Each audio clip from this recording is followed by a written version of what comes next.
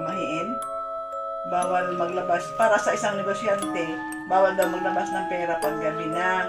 Kasi mamalasin daw yan sa negosyo. Sa nasabing pamahiin na bawal maglabas ng pera kapag gabi na, dahil baka ito ay magdala ng malas sa negosyo. Ay, gabi na, magbibilang muna ako ng pera. Ay, ang dami kong pera. Ipunin ko muna para mas lalong dumaring sa manifesting. Bakit wala masyadong bumibili sa tindahan ko? Dahil basta bilang ako ng pera sa gabi? Hindi ito pwede. Lintik, nalugi na.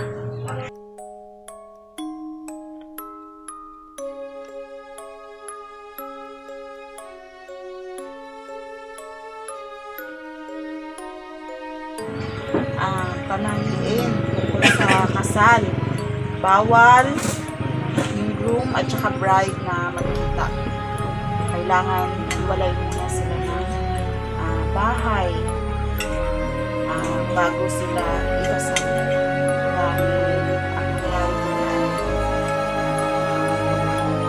baka maghiwalay sila someday or ma-accident or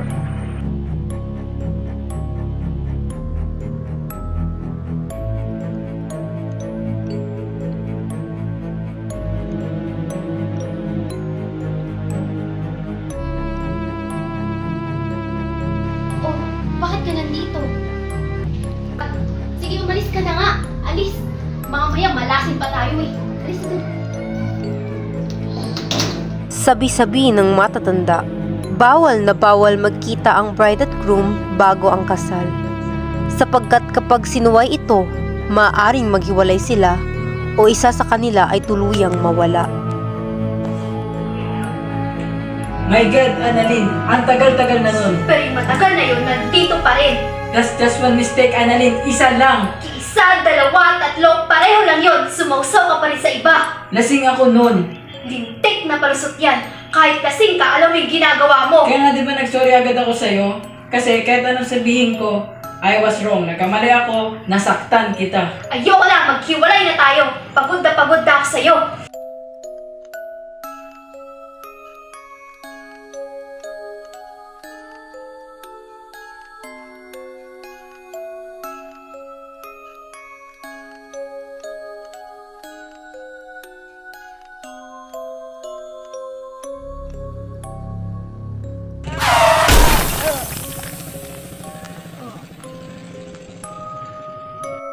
Sabi ng matatanda, bawal bumili ng asin at bigas pahapon o pagabi man, dahil maaaring magdala ito ng malas o disgrasya sa pamilya.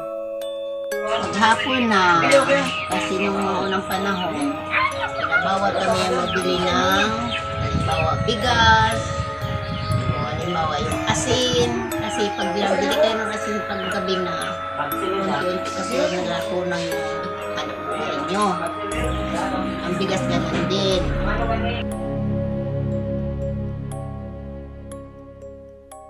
Tingnan mo muna doon ang asin at bigas. Okay na po.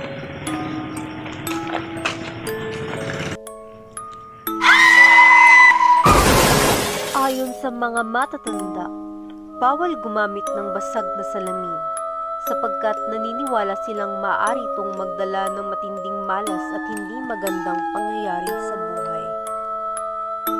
Yung bawal na pamahiin ng mga bawal ay yung basag na salamin. Bawal yung gamitin dahil malas daw yun, sabi ng matatanda.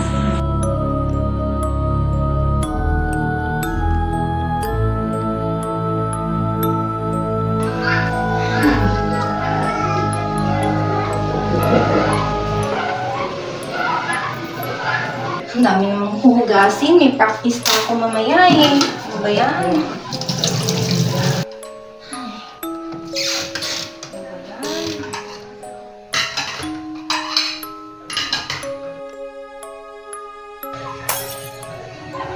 Ano yun?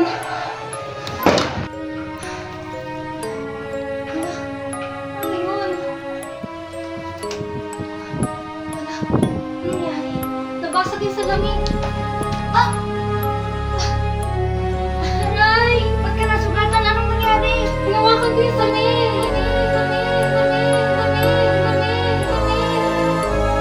isang liblib na baryo sa Semirara, may isang pamahiin na hanggang ngayon ay kinakatakutan. Huwag magkakatay ng manok habang may patay. Dahil kapag sinuway ito, maaaring dumating ang tinatawag nilang aratay.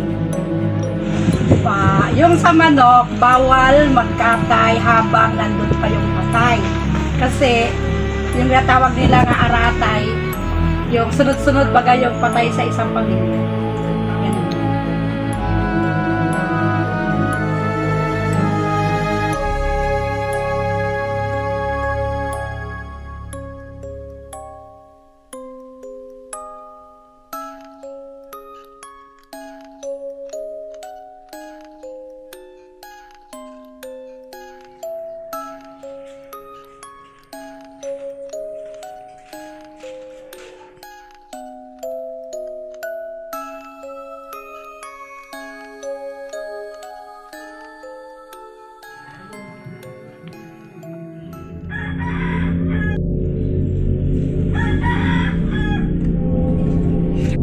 Ano ba naman yan? Para kang mga berhen na naniwala sa pag-ibig na isang puta.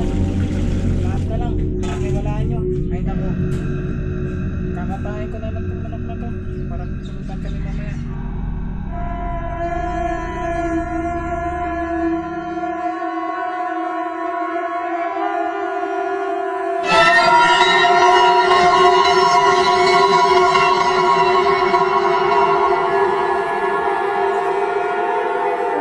Kasal. Nagulat na lang kami yung pinsan ko na malakas pa. Bigla na lang umasak. Wala na.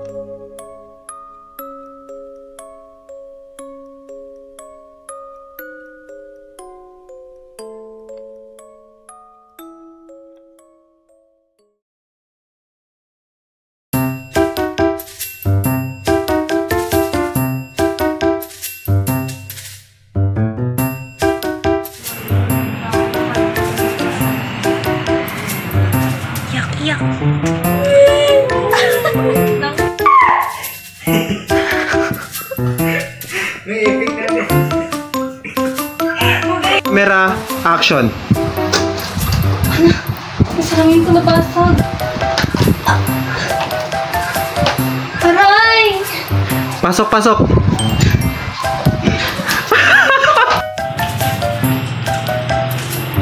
Walang kwenta yung mga pinagsabi nyo. Tama lang yan. Huwag kayo maniwala sa pamahiin.